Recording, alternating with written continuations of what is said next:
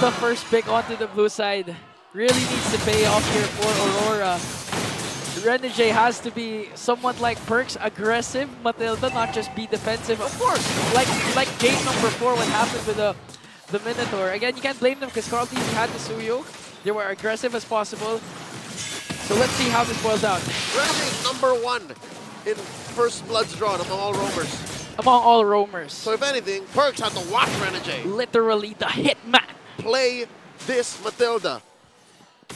Find me a more fitting nickname for such a roamer, for such an Mlbb talent, a superstar. Yeah, literally. He also sings, you know, by the way, he has songs, so literal superstar for Aurora needs to shine brighter than the... You as well sing. Good, by the way. Hey, here we go. Big engagements again. JP on Khalid. I think our analysts mentioned this is the first Khalid in the playoffs. Great way to tempo break Aurora. And you can see in the rotations of Liquid how they're playing aggressively. Again, this is their tempo. Yeah. But again, I do like to point out what the panel has mentioned, that Demon Kite Alpha is a good counter compared to Suyu, but right now they go in the tier of Alpha. Gaktom out to 3 and JP draws the first blood. Okay, he's saying right now that I too, as a roamer, can rock a first blood. I mean, he's Daddy JP. And he's a Khalid. He's disciplining all of these young bloods. He's been doing this since even before the World Championship was a thing. Did you know that? Yes. You know that? JP was part of the first team sent out to compete in Malaysia. Here we go, Turtles out. His veteran team shows, okay, Edward goes in with a penalty zone, but Coffee gets the turtle. The Clash is doing right now. Coffee might fall down. Demon Kite's gonna fall down as well. A jungler for a jungler as JP goes, flickers out, but Sanford though. Ganked up by 3 members of Aurora. That's a 2-for-1 trade. But Mpl-Ph gets the turtle. Liquid may have pulled away sooner than the rest of them expected, but Aurora punished hard. Now we're at deadlock, 2-2. And yes, that was a bloody turtle. At the cost of a Carl Teasy and Sanford. But we're back to business here. Looking at Aurora's build right now. I assume that's Starlium Cypher stuff for Domain. Yeah, for Domain. Yeah, and right now looking at Mpl-Ph, you know that the power spike of a Khalid is really 5 minutes in as they try to work on him. He does cast a Raging Sandstorm to make sure there's no kill onto Aurora. So, Mpl-Ph, we all know whenever you pick a Khalid, you want to be as aggressive as possible in the early game, first 5 minutes. Try to disrupt the rotation of the jungle. If you can get a purple buff or an orange buff, that would be great. But Mpl-Ph needs also to instill discipline because they have a Renegade Matilda that could easily go out and counter-engage again when Edward has his penalty zone. For sure, and you know the whole Phobius Harris situation with Domin and Sanford, that only comes into play later on. Yes. So you wait for that to kick in before you gauge your aggression. So it's a difficult balancing act for Daddy JP, but then again, this is a world champion, an MDL champion. MVP also, by the way. Finals MVP. JP can do it, but against a 5-man stack like Aurora, easier said than done. Imagine Aurora debuting team, newly assembled, has a chance to bring down the defending champions for this game number 5. In possibly their worst season yet. Yeah. Maybe only as bad as when Echo debuted season 9. Second turtle already up, 3/4 of its health in. JP and Carl up front, immortal form on the Suyu. Okay, again, this is Carl TV to the Suyu. He can easily get the first, but here comes the Frigid Glacier. Toming gonna get the turtle and the kill onto Carl TV. The next target is JP, has a quick Sanford, but Edward goes in with the penalty zone. Next target, Sanford. They really want to go right after him despite the Infernal Pursuit. He's not gonna bring down Demon Kite, and Yue gets a triple kill. Sanji on the other hand answers with a kill. But look at this, a trade for a trade, blow for blow, and Edward it's a wipeout! It's a wipeout! It's a wipeout! But there's the pride of ice, but Edward doesn't care. It's a wipeout. Wipeout for Aurora. Liquid may have overstayed their welcome. This is the same paradox. This is the same problem we told you about, the puzzle that Liquid have to work with. Yes, we should be aggressive in the early. But when are we ready? When does that actually pay off? Yeah. And again, Aurora, this is what they were missing in game number 4. The aggression, the confidence to dictate the game, to go in, to full commit.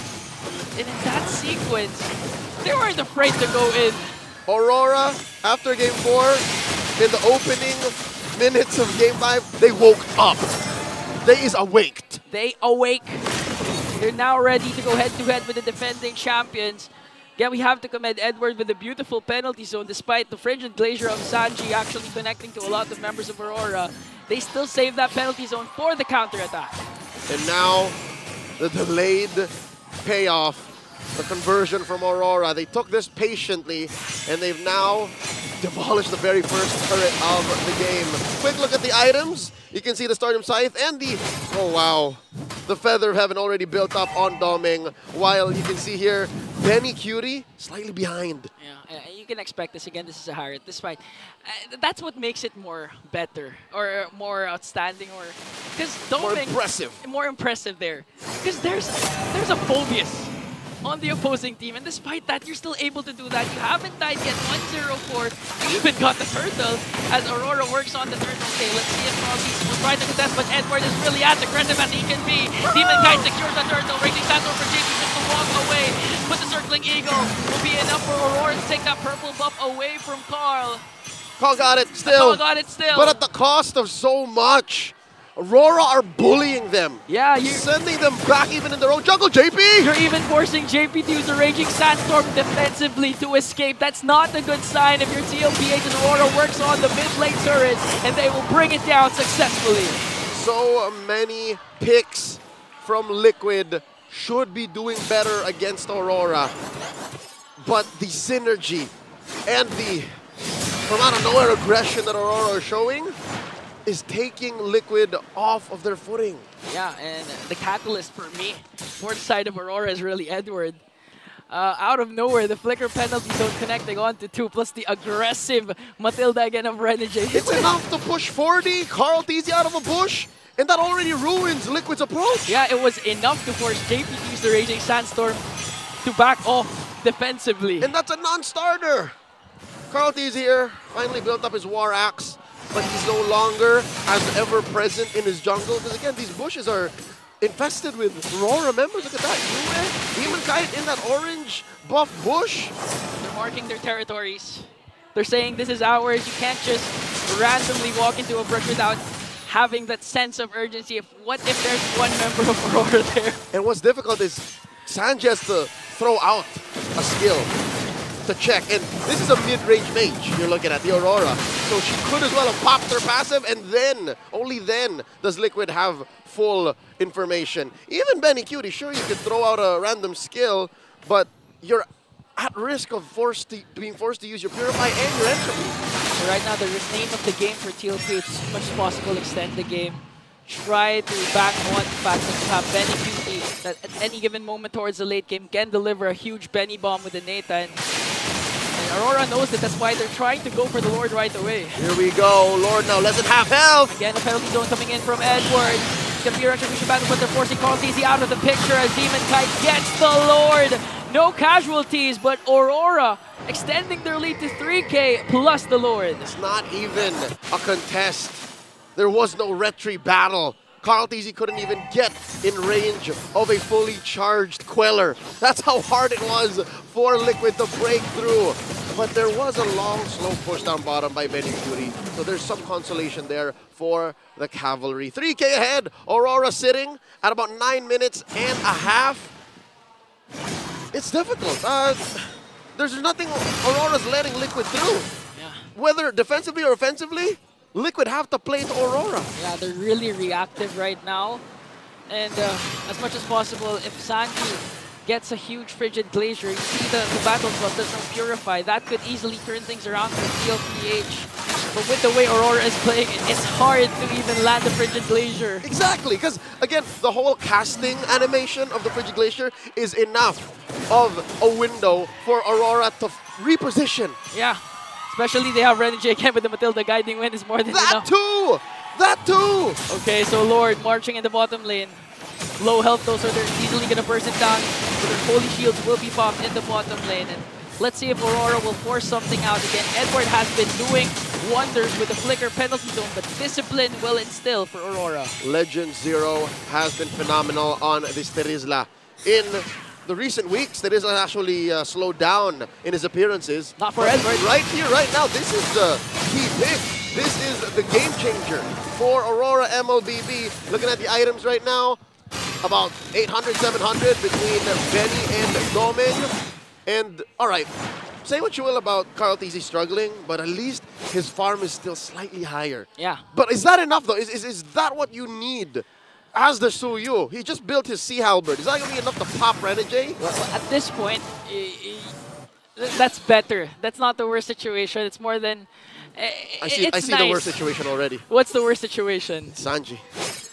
Oh. Say, sure, all right? Best case scenario, you catch people with the frigid glacier. But what does that do? It just freezes them. Yeah, okay, so... He doesn't have damage right now. He's on his way to Holy Crystal, but how far away is he? So if that's the case, if the frigid glacier doesn't land, so what will Sanji do next? Exactly. What's the next part for Mpl-Ph? Bottom 4, the way Aurora's playing, effectively disabled Sanji. They're contributing. This is not the Sanji we're used to seeing. It's not the mid lane genius. It's not the mid lane genius. They're really having a hard time with how Aurora has been playing. And now, so at this point, how do you extend the game if you're Mpl-Ph? What do you do? Do you try to go contest for the neutral objectives like the Lord, or will you just try and take a page from Omega's book and just defend until eventually Benny QT is able to deliver a huge Benny bomb? I'll say it's the latter. This is the right move in the right direction. The fact that Liquid just allowed Aurora to take this Lord, despite the soft reset there. Because there's no way Liquid can break through that. So, best case scenario, they get enough farm on Sanji, they get enough farm on Benny, and then they defend inside the base. That's the best case scenario I'm seeing right now. Because even with Demon Kite at 0, 3, and 4, yeah, he's playing utility alpha right now. He doesn't need kills. He doesn't need to. It's all literally on Edward, Doming, and Yue. He's literally a bodyguard. That's why Renegade, you can enable Renegade to be as aggressive as possible because Demon Kite's eventually going to soak up the damage. If Renegade is in trouble, rest assured Demon Kite will just pop the Spear of Alpha. I'd reckon if it makes it to that point, if Sanford gets his D-Ice before everything is just upside down for them, maybe there's a chance. Because something tells me if there's enough peel for Liquid, then maybe Aurora's forward aggression could stop. Let's see if it's even going to reach up to that point because the Lord will eventually burst down inhibitor down bottom. Benny QT doing his best to clear out the Lord here. They still have their Holy Shields in the middle lane. Minions up top for Aurora. He's doing his darndest, and it seems to be enough. The wave up top cleared, another one in mid, and the Lord has been slain. Mid lane inhibitors Look just at setting, but just barely! Edward goes in with a penalty, so here comes the frigid glacier connecting on to 3 JP though. Sanji has to walk away. No casualties yet for Mpl-Ph.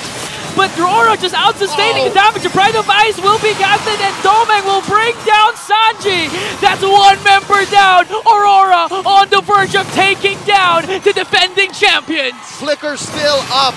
Battle spells and ults. Now Domeng! JP's in trouble! Domeng with a huge blow! And we are moments away from witnessing a defending champion bowing down to a debuting team, a newly assembled team, as Aurora shines bright over the Cavalry!